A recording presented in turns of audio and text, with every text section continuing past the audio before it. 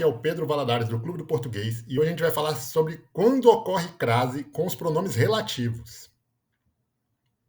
Antes de avançar, só quero dizer que as referências dessa aula foram retiradas desses dois livros, o Curso Prático de Gramática do professor Hernani Terra e a Gramática de Língua Portuguesa Padrão da professora Amine Raui. Então, para começar, vamos relembrar o que é a crase. A crase ela é a união de letras iguais. Na história da língua portuguesa, a gente já teve a união de diferentes letras, então de E com E, de O com O, mas hoje a crase que existe na língua portuguesa é somente a união de dois As. Então, no caso de, atualmente, a gente teria a união sempre de uma preposição, a preposição a, e aí ela pode se unir com o artigo definido feminino no plural ou no singular, com os pronomes demonstrativos aquele, aquela e aquilo, com o a também funcionando como pronome demonstrativo, que aí é sinônimo de aquele, aquela e aquilo, e também com o a preposição a e a locução pronominal a qual. Agora vamos relembrar o que são os pronomes relativos, Os pronomes relativos são aqueles que retomam o nome da oração anterior.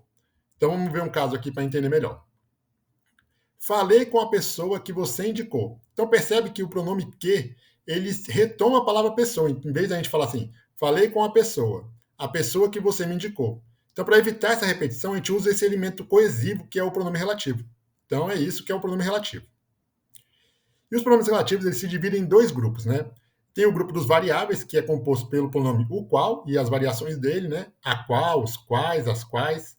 O pronome cujo e as suas variações também, cuja, cujos e cujas. E o pronome quanto, também com as suas variações, Quanta, quantos e quantas. E a gente tem o grupo dos invariáveis, que é o pronome que, o pronome quem, o pronome onde e o pronome como.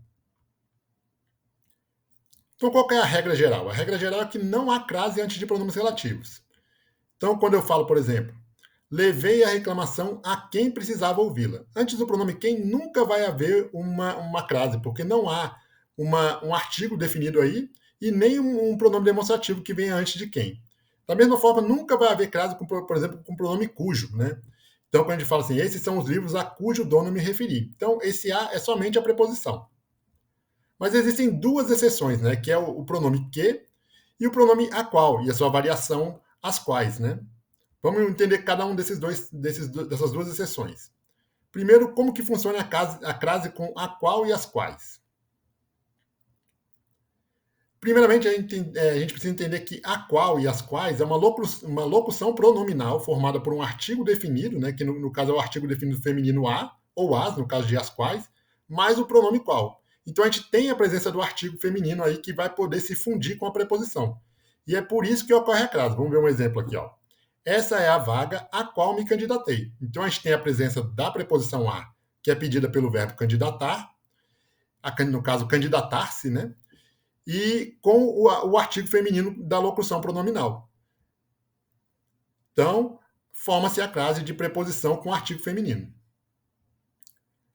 Agora vamos entender como que funciona a crase com o pronome que. Aqui a gente não pode ter um artigo antes de que, até porque se a gente tivesse, não seria o artigo feminino, seria o artigo masculino, porque que é um termo masculino, Então, o que ocorre, O a antes do pronome que sempre será um pronome demonstrativo, que é o pronome equivalente a aquele, aquela, aquilo. Vamos entender isso melhor com um exemplo. Então, quando a gente fala, li a proposta semelhante àquela, ou aquilo, aquela, que aprovamos. Então, aí a gente pode substituir aquela, aquilo, aquele, pelo a, que é o a pronome demonstrativo. Então, a gente tem, li outra proposta semelhante à que aprovamos. Então, nesse caso, a gente não tem a união de artigo com preposição, e sim da preposição com o pronome demonstrativo a. Então, aí, nesse caso, é um dos poucos casos que ocorre a crase antes de um termo masculino, vamos dizer assim, Então, é uma dupla exceção,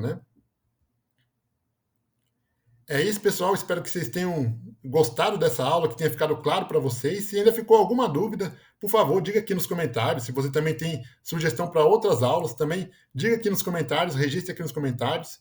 Não esqueça de curtir e de compartilhar esse vídeo com quem você acha que possa se beneficiar dele.